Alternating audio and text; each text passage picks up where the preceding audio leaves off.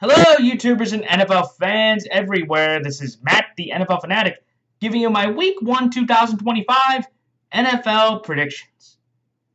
Well, after nearly 7 months of the offseason, starting with the Combine, to free agency frenzy, to the NFL Draft, through OTAs, mini camps, training camp, and the preseason, we are now all the way back to start Week 1 once again. I am incredibly thrilled to be doing these predictions here for my 11th consecutive season on this YouTube channel. This is going to be my 17th year overall doing NFL predictions, and I am glad for anybody watching out there. I'm glad that you are all, for all the returning subscribers, returning viewers, and new viewers, welcome to my channel.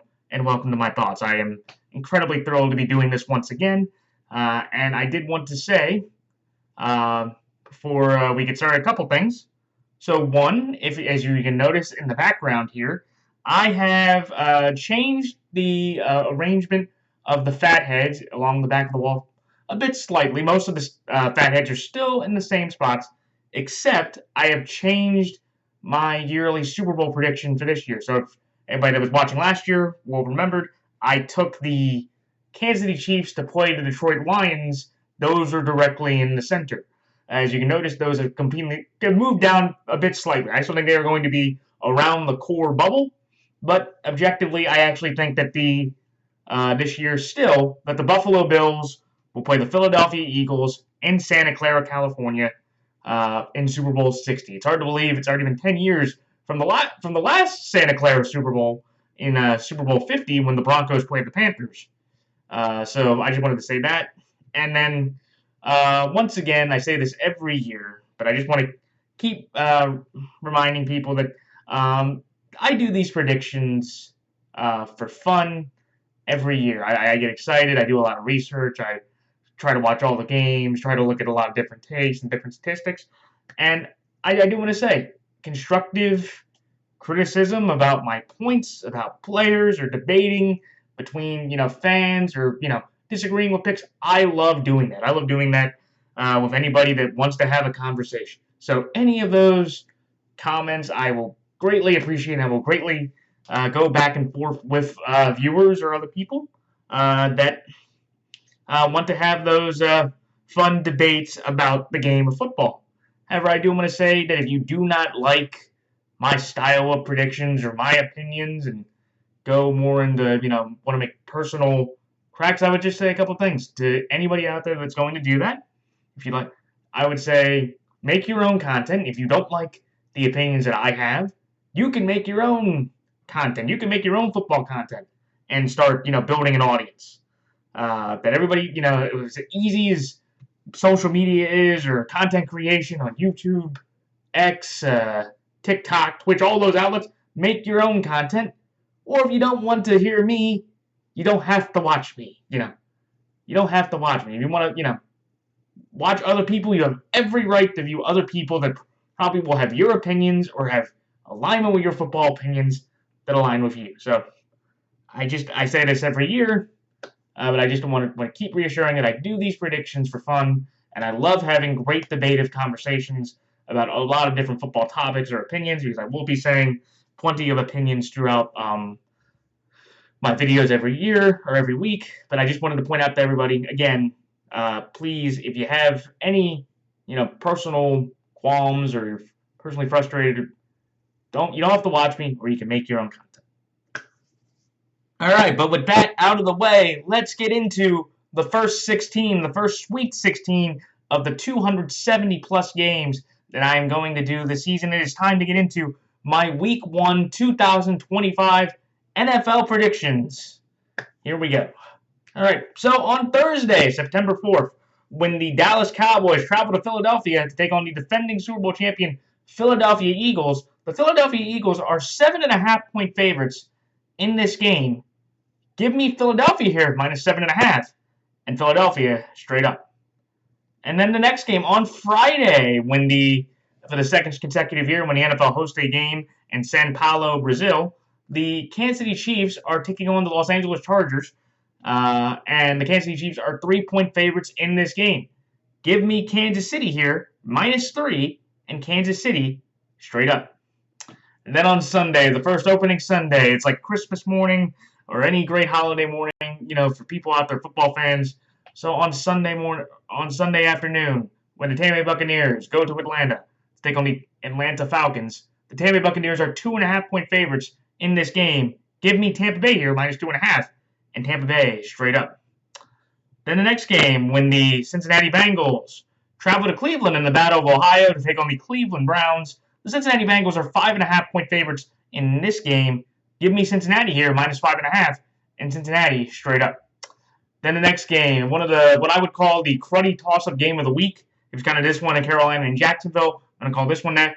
But when the Miami Dolphins travel to Indianapolis to take on the Indianapolis Colts, the Indianapolis Colts are 1.5-point favorites in this game. Give me, in a slight upset here, give me Miami here +1.5, and Miami straight up. Then the next game in a battle of West Coast versus East Cost, when the Las Vegas Raiders travel to Foxborough to take on the New England Patriots. The New England Patriots are 2.5-point favorites in this game. Give me New England here, -2.5, and New England straight up. Then the next game, when the Arizona Cardinals travel to the Bayou, New Orleans, take on New Orleans Saints. The Arizona Cardinals are 6.5-point favorites in this game. Give me Arizona here, -6.5, and Arizona straight up. Then the next game, in the battle of old faces, new places. There we go. Even though I know Justin Fields is 25 years old, so, 25, 26-year-olds are always not technically old in terms of age or quarterback age. But in the battle of trading spaces, when the Pittsburgh Steelers travel to New York, take on the New York Jets, the Pittsburgh Steelers are 2.5-point favorites in this game. Give me Pittsburgh here, -2.5, and Pittsburgh straight up. Then the next game, in an NFC East battle, when the New York Giants travel to Washington, take on the Washington Commanders. The Washington Commanders are 6-point favorites in this game. I'm going to take Washington here straight up, but in probably my only game this week where I'm kind of hedged the bet here, I'm going to take the New York Giants here +6 to cover the spread against the Washington Commanders. Then the next game, in the Battle of Big Cats, when the Carolina Panthers go to Jacksonville to take on the Jacksonville Jaguars. The Jacksonville Jaguars are 3-point favorites in this game. Give me Jacksonville here, -3, and Jacksonville straight up. Then the next game, when the number 1 overall pick, Cam Ward, goes to Mile High Denver to play his first game to take on the Denver Broncos. The Denver Broncos are 8-point favorites in this game. Give me Denver here, -8, and Denver straight up. Then the next game, an NFC West battle, when the San Francisco 49ers go to Seattle to take on the Seattle Seahawks. The San Francisco 49ers are 2.5-point favorites in this game. Give me San Francisco here, -2.5, and San Francisco straight up. Then the next game, in the big NFC North battle, when the Detroit Lions go to Lambeau to take on the Green Bay Packers. The Green Bay Packers are 2.5-point favorites in this game. In another slight upset here, I'm going to take the Detroit Lions here, +2.5, and the Detroit Lions straight up. Then the next game, when the Houston Texans go out to Los Angeles in SoFi Stadium to take on the Los Angeles Rams. The Los Angeles Rams are 2.5-point favorites in this game. Give me the Los Angeles Rams here, -2.5, and Los Angeles Rams straight up. Then the next game, in the biggest game of the weekend, and I'm not being a homer because it does involve my Baltimore Ravens. However, it is probably the biggest game of the week in terms of seeding and what eventually will happen in the season moving forward. But when the Baltimore Ravens travel to Buffalo in an AFC divisional rematch, the Buffalo Bills are 1.5-point favorites in this game. Give me Buffalo here, -1.5, and Buffalo straight up. And then finally, in the Monday night game, in two very significant debuts, when it's J.J. McCarthy's debut going to Soldier Field to take on the Chicago Bears and Ben Johnson's debut, the Minnesota Vikings are 1.5-point favorites in this game, but I'm going to take Chicago here and another slight upset here. Chicago +1.5 and Chicago straight up. All right, stop my quick thoughts on each game. The Philadelphia Eagles over the Dallas Cowboys.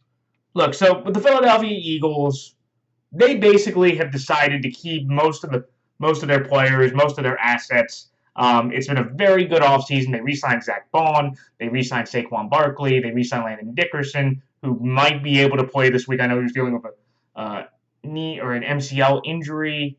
They still have AJ. They still have Devontae. They drafted Jihad Campbell, who they have a lot of big expectations for. They brought in Adoree Jackson, Ja'Cory Bennett from the Raiders, who I think is probably going to be their number 2 corner. And I just think for the Eagles, look, they have all the confidence in the world. They have one of the great young cores. Lane Johnson decided to come back, so this could be his final year. But I think in this game, what really kind of has overshadowed everything to me is that the Dallas Cowboys, through their entire offseason, basically threw a giant wrench in it when they traded away Micah Parsons. And look, I think for the Cowboys, bringing in George Pickens, but Zach Martin retired, they brought in Tyler Booker. Like, all those moves the Cowboys made, and I would tell anybody this, watch the Cowboys documentary. It's fantastic. All that 7 episodes through. But the America's Team and the Cowboy and his, the Gambler and his Cowboys, a great documentary for the Dallas Cowboys, just to learn information or just to laugh at Jerry Jones. But when you look at what the Cowboys went through, and I understand the other day, they now have their second corner, Deron Bland, signed to a 4-year, $92 million extension, $23 million per year. And you could say, was it good enough to have Deron Bland replace the money with Micah Parsons still a bit more?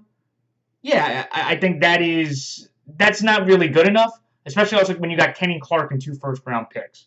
But when you look at this game between the Cowboys and the Eagles should just fundamentally have a nice, easy game against a defense that's going to have no legitimate pass rush outside of Dante Fowler and Osa Odigizue. And I probably said that name wrong. But I just don't have any confidence in that. I think the Cowboys are going to try to be the Cincinnati Bengals of the NFC, where you're going to have Dak and CD and GP and Jake Ferguson, and they're going to try to outscore everybody in games like this. And I just think the Eagles defense, even with the struggles at the corner position and the safety position, I like Mukba, but I do think there are some holes there. And you could, I still will bring this up. They still do not have any legitimate number 3 wide receiver. Any Jahan Dotson truthers, stop. Okay, he's not very good. But I just think for the Eagles, they're going to have all the momentum. They're going to have all the confidence. And I think with the roster they have and with how shaky the Cowboys are, especially after trading Micah and realizing you're losing that much of a talent, even though you brought in Kenny Clark and re-signed Deron Bland, I think the Eagles go in with that home environment, play a fundamentally sound, consistent game. And I think even though the Cowboys might be able to score through the air with Guantanamo Bay and Bennett in that secondary with that pass rush, I think the Eagles get a nice, comfortable 8 to 10 point win, maybe 14 even. I push that far. But of how both these teams went through the offseason, I think the Eagles are just fundamentally significantly better than what the Cowboys are as of this moment. So that's like Philadelphia minus 7.5. Philadelphia straight up. The next game, the Kansas City Chiefs over the Los Angeles Chargers. This game to me comes down to I like what the Chargers did in the offseason in some ways. They brought back Khalil Mack. They lost Joey Bosa to Buffalo. They re-signed Rashawn Slater, but it's a terrible injury to his knee or towards Achilles, so he's out for the year. So Joe Alt now has to move to the left tackle. They brought in another right tackle. They still have Will Dissly. I'm a big Ladd McConkey fan. I think he is a legitimate number 1 receiver. They brought in Marion Hampton and Najee Harris.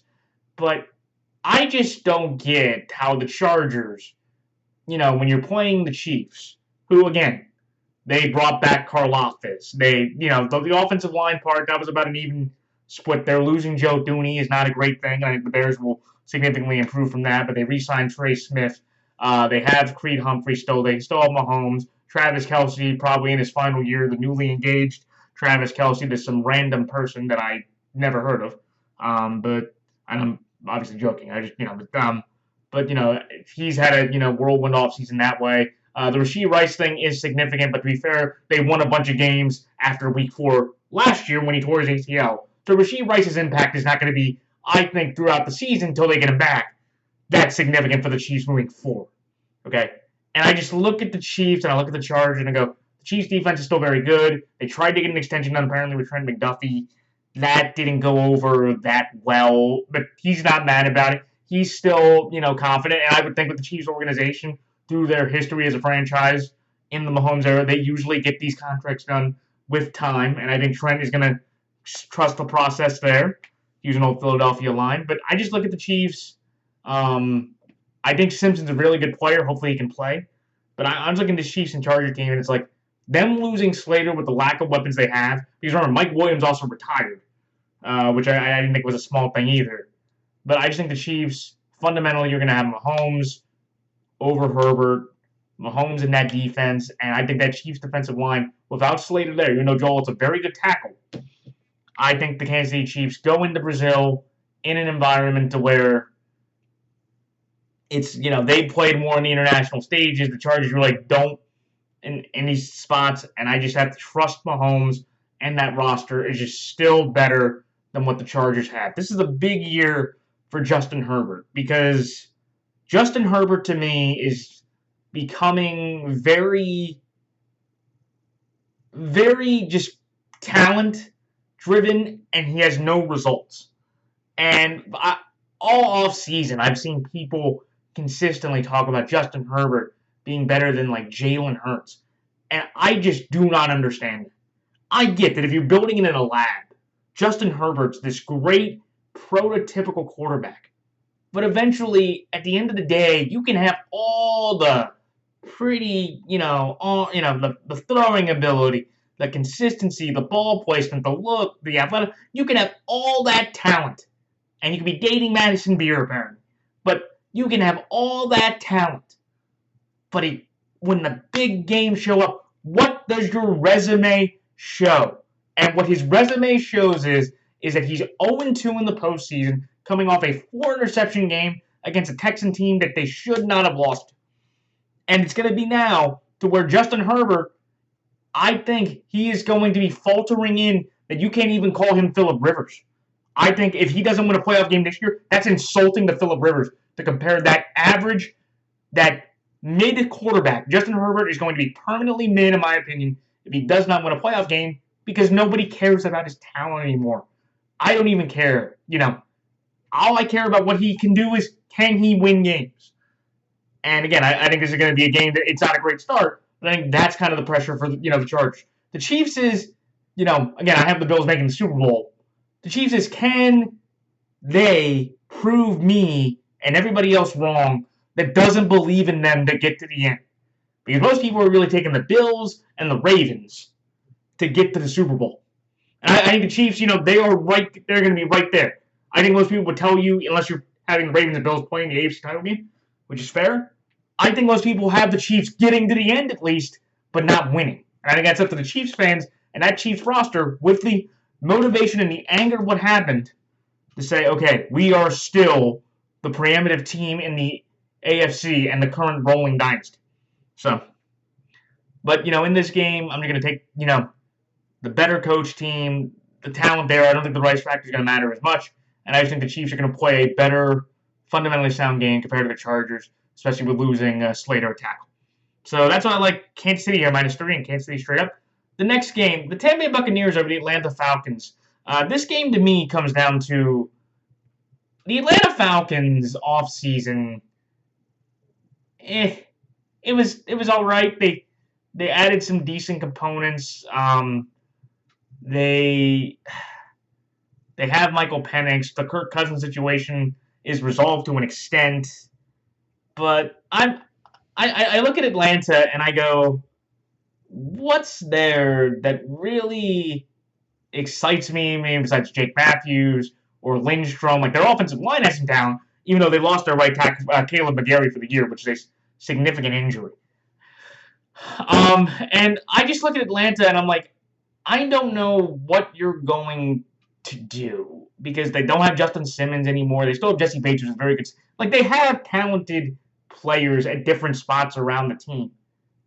I just look at Atlanta and go, I don't know if they can put it all together. And I look at Tampa, and Tampa, okay, and I will objectively say this, I thought throughout the entire offseason, especially after they re-signed Mike Evans, they brought back Chris Godwin, and they drafted Emeka Egbuka, who I think is going to be the offensive rookie of the year. That's one. But again, I could be wrong. I don't think Cam's going to get it, or it could be Travis. But I'm going to go with Mike Ibuka. I thought the Tampa Bay Buccaneers, before as the offseason began, we're going to have the number one offense in the entire NFL, because you cannot tell me that there's a better 1 to 5 wide receiver core than the Tampa Bay Buccaneers. And I love Bucky Irving as a running back, and K. Dodden is a solid tight end. However, from the information that's come out through the offseason, especially over the last few weeks, I can no longer say that, because they will not have their left tackle, Tristan Wirfs, who's one of the better tackles in the game. He's out the first 6 weeks. Chris Godwin is not on the PUP, but he's going to be out an extended amount of time.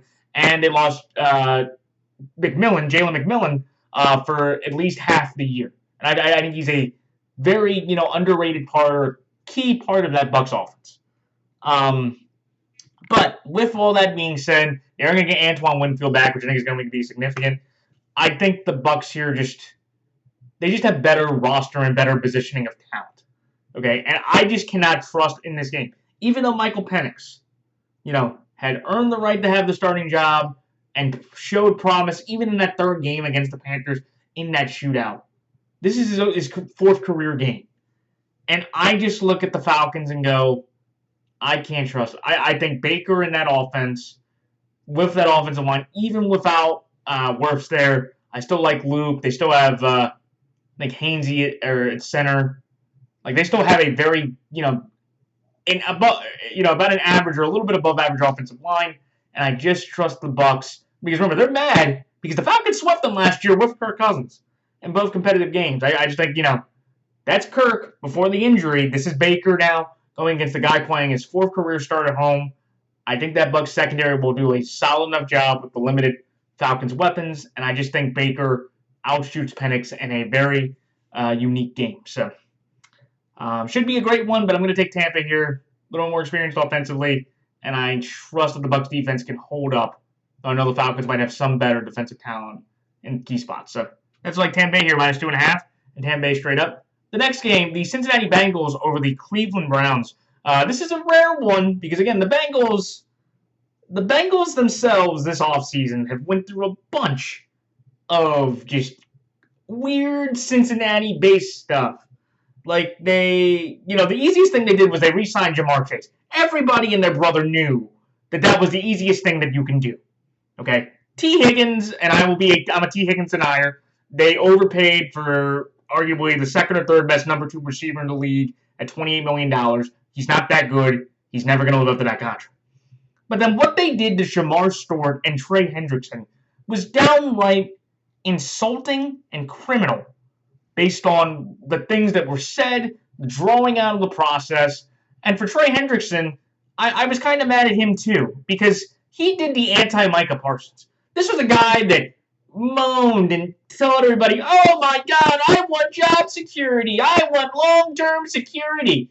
And, the Bengals said, no, we're not going to give you that. I don't know why they didn't have faith in him as a 31 or 32-year-old, but they weren't going to give that to him. And I objectively felt that it was like, he should have held out. Like, you wanted this long-term security. Because all he did was he took a $16 million raise to fully guarantee the year, and he's playing on his final year of his contract, but the Bengals and idiotic management didn't even give him the opportunity to not put a tag-out clause or to not put a tag clause in his last year of his contract, and then he bloviated about what happened, about how honored he was that he was playing for the Bengals. So, again, Trey Hendrickson, with all due respect, sir, to your ability, stop whining about your money now, okay? Nobody wants to hear you talk about you want long-term security, especially of how the Bengals treated you, okay?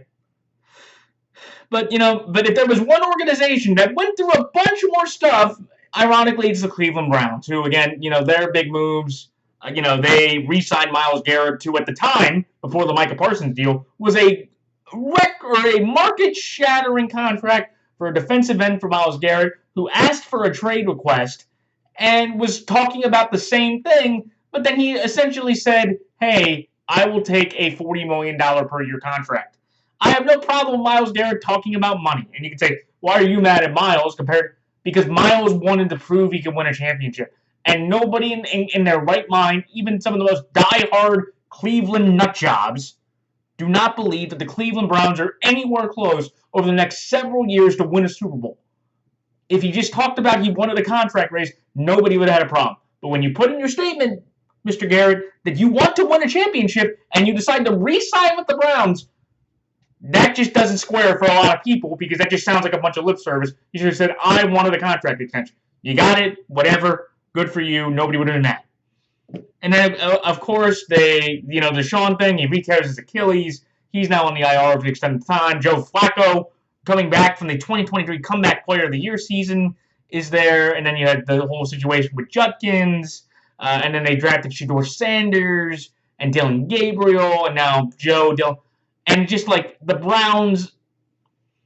And look, I think Joe, he's going to be okay. I would have started Joe as well. He's an older veteran. But I would have put Shedeur Sanders as the backup quarterback.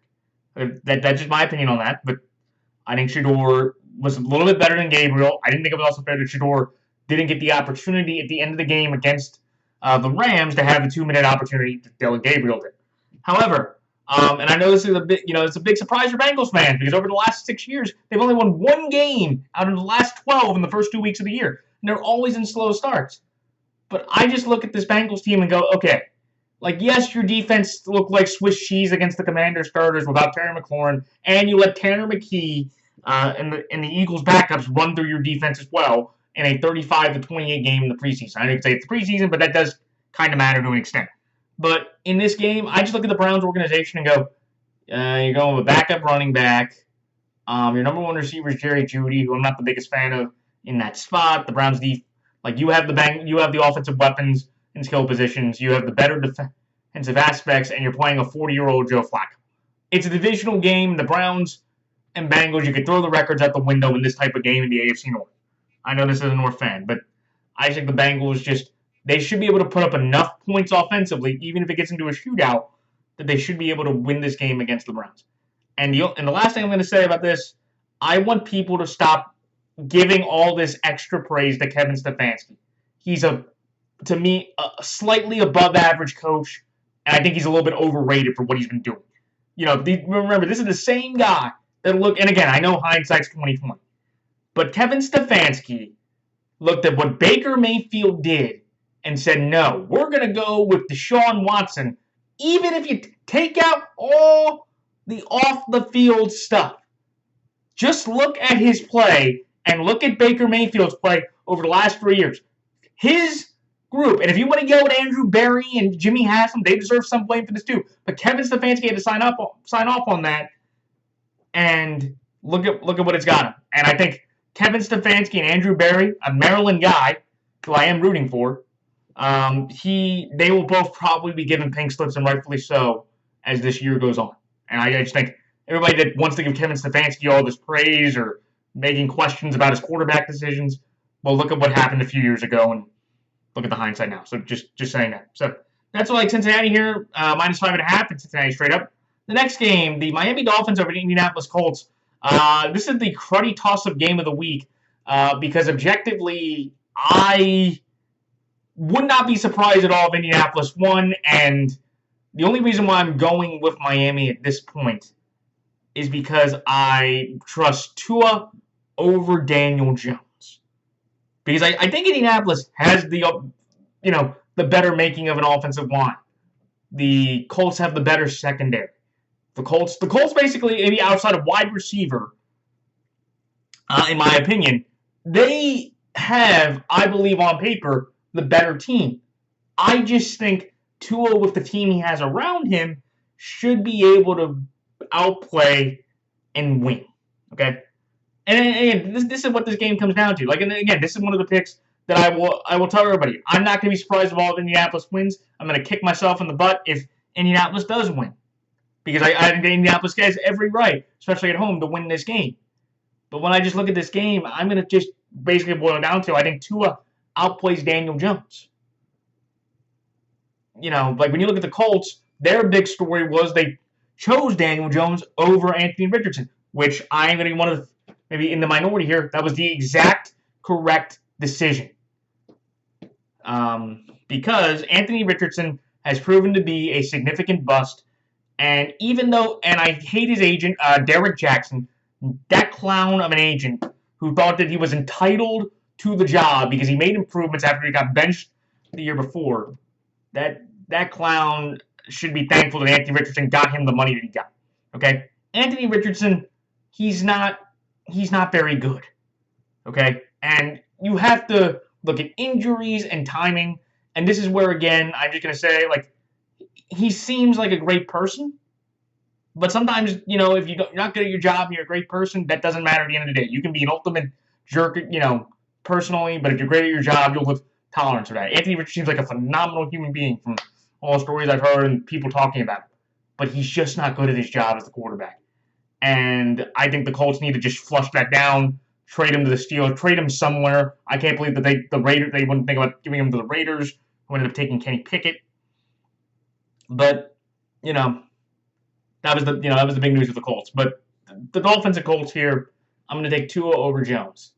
And I know I just said the Colts have basically every other skill position arguably better than outside of receiver than the Dolphins. So it's like, you're basically, laying down a foundation of like, you really don't have that much confidence in the Dolphins. I'm like, I don't. But in this game, like when it comes down to kind of the situation, I just think Tua should be able to outplay Daniel Jones in this game. If he doesn't, then the Dolphins are in for a long year, and the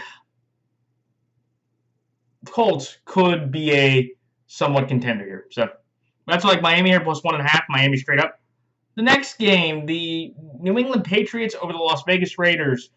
This game to me comes down to, I don't know, outside of the Max Crosby signing, the whole Christian Wilkins story for the Raiders, that was significant. And I know they got Pete Carroll, who is, and here's what I would say to every Raider fan.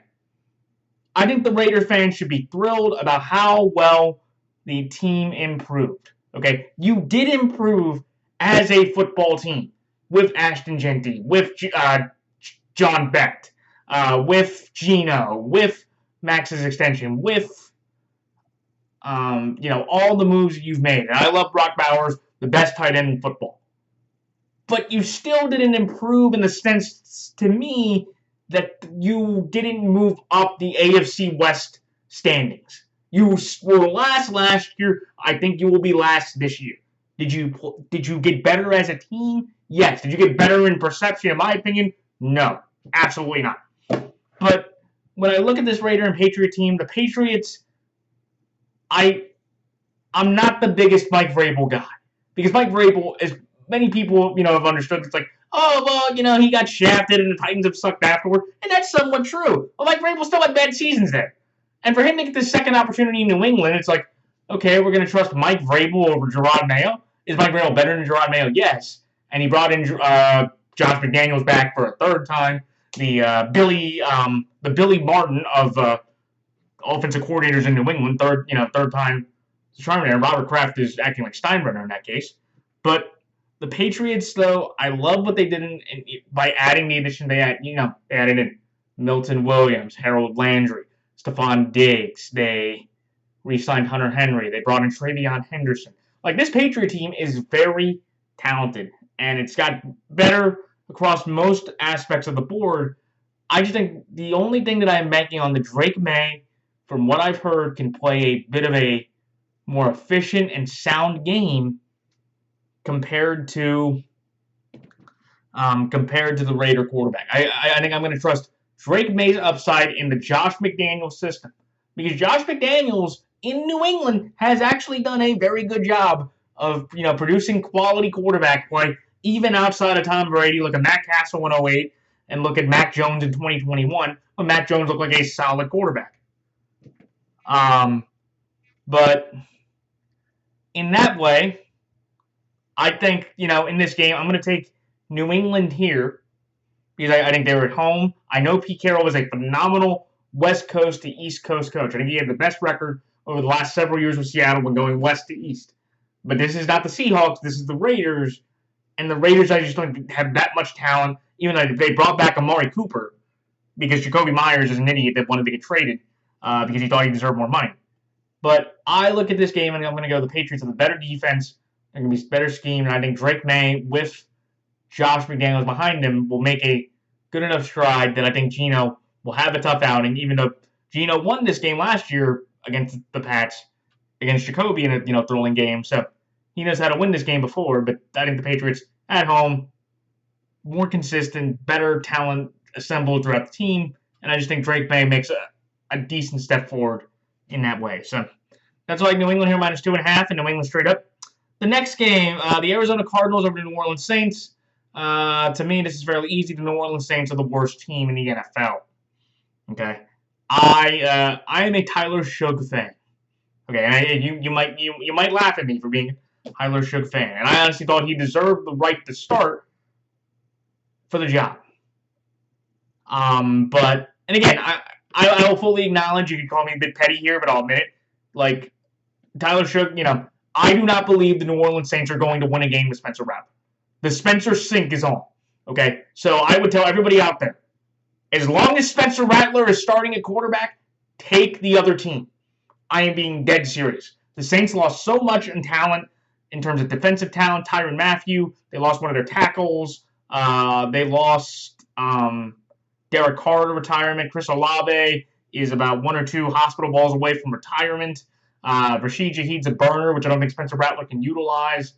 And I just think the Saints, with this decision, Kellen Moore and his idiotic brain thought that a second-year quarterback in shake, Rattler, and roll could be a better quarterback than the second-round pick you took at number 40.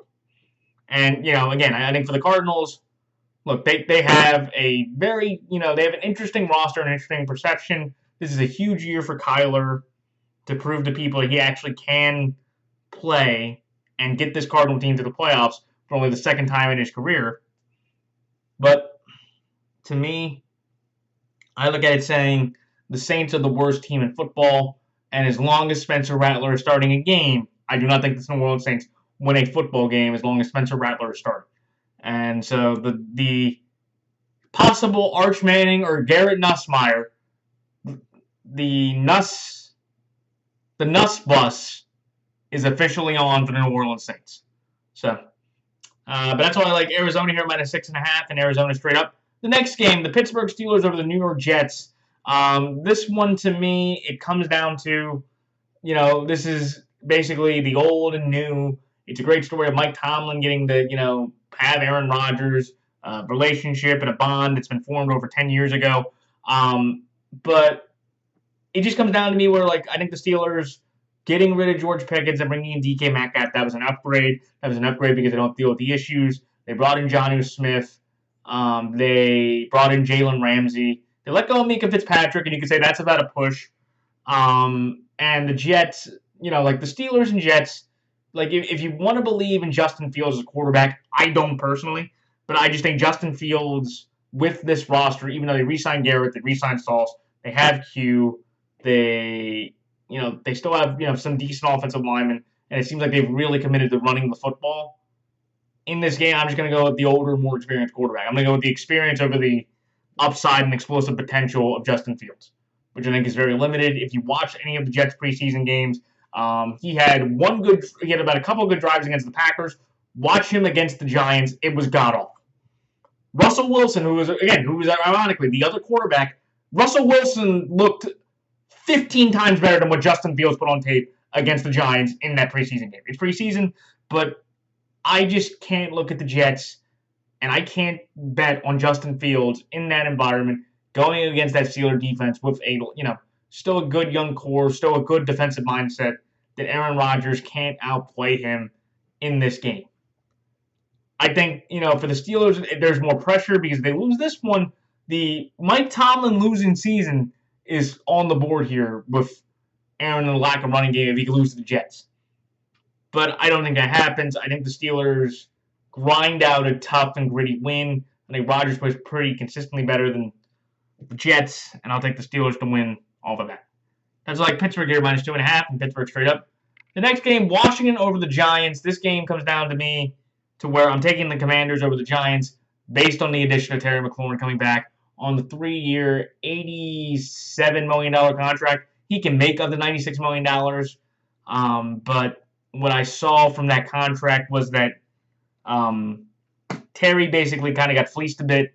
He wanted about DK Metcalf money. He got DK Metcalf money in theory, but his base was about under 30, so that was a little disappointing. And I think the Commanders, like, they brought in Laramie Tunsil, they re-signed Bobby Wagner, like they brought in Debo, like they got older and they put a bet on, that the Commanders can take that and improve.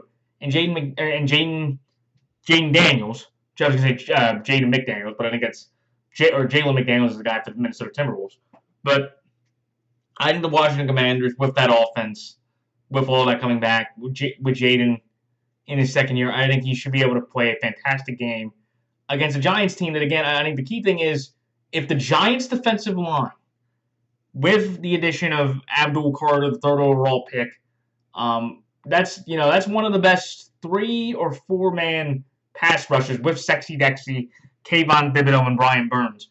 If the Giants can generate enough of a pass rush to disrupt the Commanders and force turnovers and get into, Russell Wilson, all he has to do is essentially play manager ball and just hit a few deep shots. And I think the Giants can win this game because Russell Wilson played the same exact Commander defense a year ago and outshot Jaden Daniels in a game last year with the Pittsburgh Steelers offense. And the Giants, to me, can have a very similar type of offensive rush if that happens.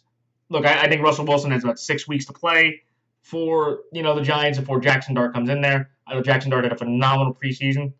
But in this one, I'm taking the Commanders here. They're at home. And I just think the Commanders' offense should be able to hold up enough defensively that I don't think the Giants can win a shootout against the Jaden Daniels team with as much talent as they have on the offensive side of the ball. Though the running game will be also a big problem for the Commanders because it's probably going to be Austin Eckler and Bill Jaworski, or the guy who's named Bill, who everybody loves in fantasy, and that way to be their running game since they traded Robinson away, which I still think was a stupid trade in the first place. So that's all like the Washington Commanders here to win, but I'm going to take the Giants here +6 because of that pass rush ability.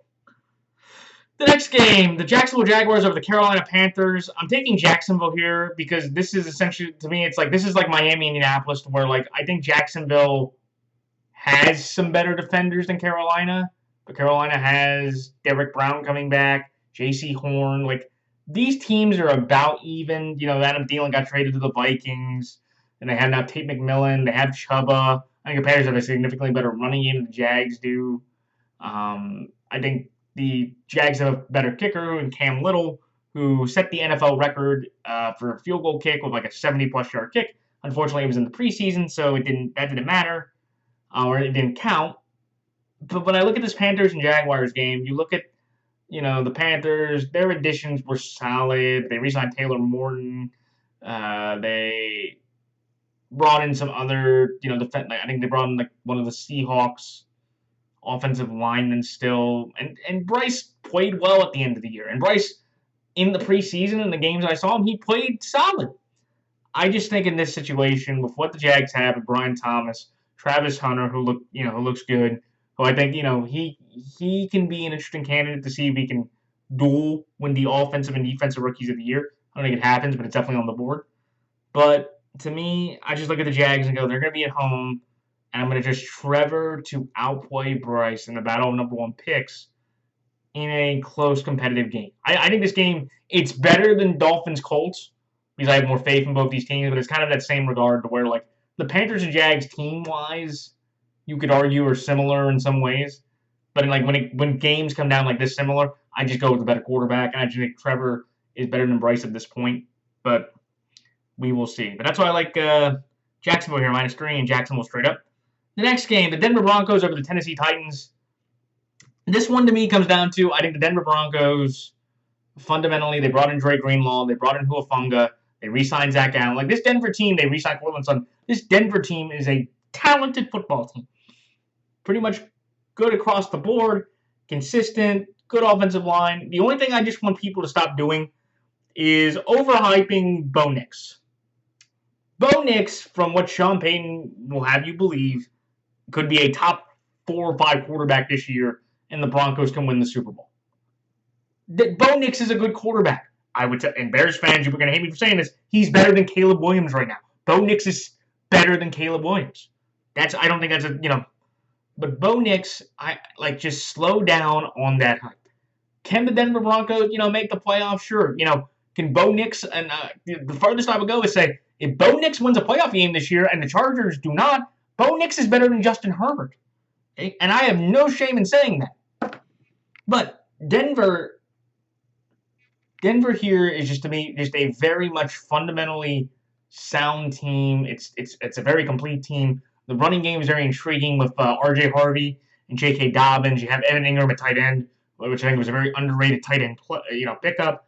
And the Titans, most number one picks, I don't like taking rookies in their first start. I know I took Caleb last year, ironically, against Titans, but they were playing Will Levis, so, that was kind of an exception, not the consistent nature of it. But when I look at this Broncos team and this Titans team, the Titans really, outside of Calvin Ridley and Shig, didn't really improve offensively. Tony Pollard's an okay running back. The defense, they have Jeff Simmons, but they lost Landry. They should get Snead back, which would help. I think Quandre is going to be there. I think I signed Quandre Diggs, which is not bad. But, I just look at this Denver team and go, Denver's got the better defense, the better kicking game, the better coach, and I just trust that home environment to get a nice, comfortable win against Titans.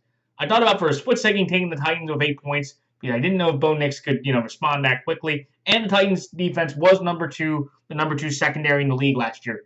Kind of underrated stat that nobody really followed. But I'm going to take Denver here. Home field advantage. Fundamentally better team in most assets. And I just think Denver wins the game at least by 9. So we'll see. So that's Denver here -8 and Denver straight up. The next game, the San Francisco 49ers over the Seattle Seahawks. This is a game to me to where it's Sam Darnold, man. I would objectively tell you I think Seattle is a very talented team across the board. I love who they got at safety and Nick Emanuwore. He's very good. They still have Tariq Woolen. They brought in Cooper Kupp. JSN is going to rise at number one spot. The offensive line seems a bit better with, and they have a very good roster. John Schneider has built a very good roster in Seattle. And I think that they are better today in some ways than the Niners, who are not going to have Brandon Ayuk or Demarcus Robinson. It's going to be Jawan and Kittle and Ricky at receiver. The offensive line, they dealt with a lot of injuries, and it's not going to be exactly the Niners at full strength. But I just think the Niners adding Christian McCaffrey back to that offense would just be a significant help. I think Granado can help out a good amount. I just think the Niners are just going to be better coached than the Seahawks. And I just think with Robert Saleh back, that Niners defense is going to be one of the best defenses in the league once again. And I just think against Sam Darnold, the Ghost Man, he's going to have a sleepless night in Seattle after, playing this game against the 49ers. Seattle winning here would not maybe be the biggest surprise. I would say, my eyes would kind of perk up. And again, the Niners are going to have all those injury points to justly or unjustly so justify, hey, we lost because if you added X, Y, and Z, you could bring in. But actually, the Niners have the easiest schedule in the NFL this year. And I feel like the Niners, they should just know, if you win this one, you can go on a pretty good roll here that the Niners could win the NFC West and get the number one seed. Now, I'm not saying they're the best team, okay? I objectively would tell you right now they are probably the 5th best team in the conference right now. I'd have them 4th if they're fully healthy. I do think fully healthy they are better than the Packers. And again, Packers fans, you want to come at me, go right ahead. But I just think for me, the Niners and the Seahawks, I just think Brock Purdy, even with the talent that he will have back, I think he can outplay Sam Darnold in this game. Brock's played well in Seattle in the past, and I just think the Niners, they're going to be more motivated, and they know that with most of their health there, they're going to get healthier. They're going to be the scary team that if they can kind of win early on, they can build confidence. Even though if they're not going to get impressive wins, they can build confidence to get to the end. But that's why I like San Francisco here, -2.5, and San Francisco straight up. Then the next game, the Detroit Lions over the Green Bay Packers. This game to me just comes down to, I know the Packers added Micah Parsons. It's probably the biggest addition they've had since Reggie White or Charles Woodson back in 93 and 2008 or 9 when Charles Woodson got traded. But I still don't think the Packers have earned the Lions. And I know the Lions. Everybody's talking about, they have Kelvin Shepard, the former linebacker, and John Morton is the offensive coordinator. I will say this to you, Mr. Morton. I know you're probably not watching, but you are going to be, if you turn this offense into a piece of crap, okay, you're going to be equivalent to what Steve Sarkisian did, and actually, for a lot of Texas fans out there, or, Falcons fans, Sark sucking on offense, they're kind of used to that, with hot, just ask the Texas fans on Saturday, but that's a whole different conversation. I want to get into that. But I just think this Lions offense, with the talent they have, you can't mess it up. I know Frank retired. That is probably the biggest asset that I'm concerned about Frank Ragnall's retirement. Because they don't really have, I think they're trusting that one rookie who they drafted to play center. So that's probably their most significant blow. But I think the Lions, with the confidence they have, with the motivation and talent they have, they should be able to bounce back and beat a Packer team that, even though they added Micah Parsons and they can be phenomenal, rushing the passer, I think Hutchinson can cancel Parsons, and they are going to be able to run the ball with Gibbs and Montgomery, since they don't have a legitimate defensive tackle. They're going to have Devontae Wyatt, their first-round pick, go out there and be the defensive tackle there in that regard. But, in this game, I'm not going to be surprised if the Packers win. I think the Packers adding Parsons, I think a lot of people think the Packers are not going to win the division. I'm not sold on it. If the Packers kick the tar out of the Lions, then I'm going to start listening and go, okay, I might be wrong about what the Lions are going to be. But I'm going to take the Lions here. I still think they have a better offensive line, better talent. I think Goff can outplay Jordan Love, and I think they'll be able to run the ball better. And here's the other thing that I'm not sure about. I don't know if Micah Parsons even plays, because if you look at Micah Parsons, he hasn't really practiced at all throughout the entire offseason. I think that was majority due to the contract. He said he's feeling great, but they want to wrap him up quickly. I think he'll play on Sunday, but if he doesn't play, I think that would be, for every Packer fan out there, maybe not a big surprise, but the one thing that I would be concerned about. So that's why I like Detroit here plus 2.5, and Detroit straight up. The next game, the Los Angeles Rams over the Houston Texans. This game, to me, comes down to two things, or just one significant thing. I think that Ram defensive line is going to kick the crap out of the Houston Texans offensive line. The Houston Texans lost, I believe, 3 or 4 of their offensive line starters, and they only have one legitimate weapon in Nico Collins still. Maybe Jaden Higgins, who was a second-round pick, who got the first fully guaranteed contract as a second-round pick, can emerge as the number 2 legitimate wide receiver. But Tank Dell's not playing for the year, and I cannot see how C.J. Stroud can be able to survive that game. And again, I admit, the Rams' offensive line is not going to have a cakewalk either, but the Houston Texans' defensive line with Danielle Hunter and Will Anderson, that Texan defensive line is very good. That secondary is very good, and D'Amico Ryans has a very talented defense. And you are playing with Matt Stafford with a back injury, which is no small thing to poo-poo. But in this game, I just think the Rams' defensive line should be able to pummel the Texans' offensive line, and I just don't think C.J. Stroud is going to have any time or any consistency to throw the ball. So it should be an interesting game, because I think if the Texans, defensive line can get to Stafford, maybe Stafford goes down and he gets hurt, you are playing with that fire. Jimmy Garoppolo's in the game. They will have a better chance. But Stafford, with that running game, with that consistency, with Devontae Adams and weapons, I think the Rams win this game at least by 3 to 7 points because of how good I believe in that Rams defensive line. So that's like the Rams here minus 2.5, and the Rams straight up. The final 2 games, the Buffalo Bills over the Baltimore Ravens, the rematch of the AFC divisional round from a year ago. I am taking the Buffalo Bills here to win this game. I know the Ravens have more talent. The Ravens have more star power. And I know the Bills, the problem you could argue is the Bills doubled or tripled down on the entire team that once again lost to Patrick Mahomes in the AFC Championship game again. What I would say to everybody, though, about that is look at the Buffalo Bills. And to me, it's like this is the team that Josh Allen in this spot should be able to, at home, to outplay Lamar Jackson in a tough home, game.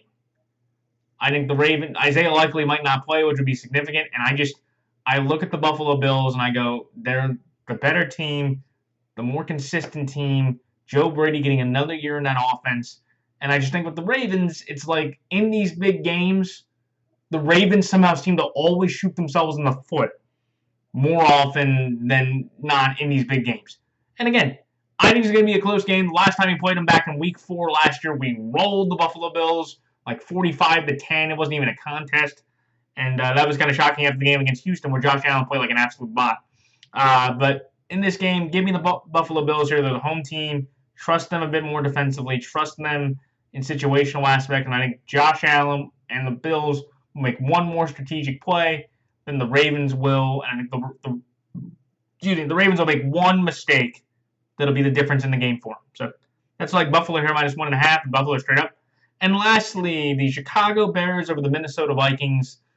This to me just comes down to essentially, like, I know the Vikings probably holistically have the better talent in maybe it's outside of running back, but outside of running back, which you could argue is push, they have better talent at every other position on the field. They have the better defensive coordinator, and the only thing is, like I said before about Cam Ward, I cannot take, even though technically JJ is not a rookie, he is a redshirt sophomore, I cannot take a quarterback in his first start on the road against the Bears team that showed a lot of promise in the game against the Bills in the preseason. And again, it is the preseason, so if you want to poo-poo that, you have every right to. But I was incredibly impressed with how they played in that game. But in this game, would I be surprised if the Vikings won? No. And I think it's going to be a massive panic button if J.J. McCarthy in his first career start, can significantly outplay the number 1 overall pick of his draft. Who's playing in his 17th game. I think that's going to set off a lot of alarm bells in Chicago at Hallis Hall. But I think the Bears, with what I've seen, with what I trust out of Ben Johnson and talent they have, the Bears grind out a tough home win against the Vikings. So that's like Chicago here plus 1.5 and Chicago straight up. So that's it. So those are all my picks for this week. Like, comment, rate, and subscribe. I do want to say real quickly that I am still working at my job, so there will probably be a shorter videos on the Mondays when I have to work compared to if I don't. I will put out more of these longer form videos. But yeah, I just want to let everybody know that. And until next week, and I always love saying this line, please like, comment, rate, and subscribe. And good luck to all players, coaches, fellow prognosticators, and fellow fantasy players. And until next week, everybody, this is Matthew Fanatic signing off. Until then, everyone, so long.